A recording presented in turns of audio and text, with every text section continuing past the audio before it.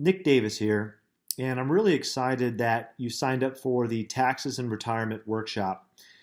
One of the things that we're going to talk about is how retirement changes the way you're taxed because you have more than one type of income.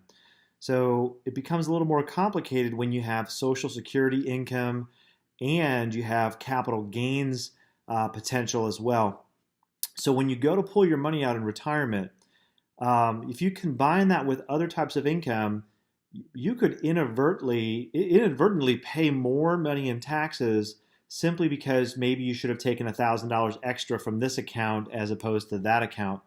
So we're going to talk about why that happens.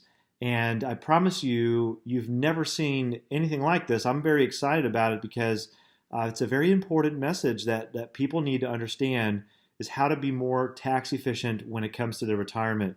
So thanks for signing up, and I look forward to spending some time with you, about 60 minutes at the workshop. We'll see you then.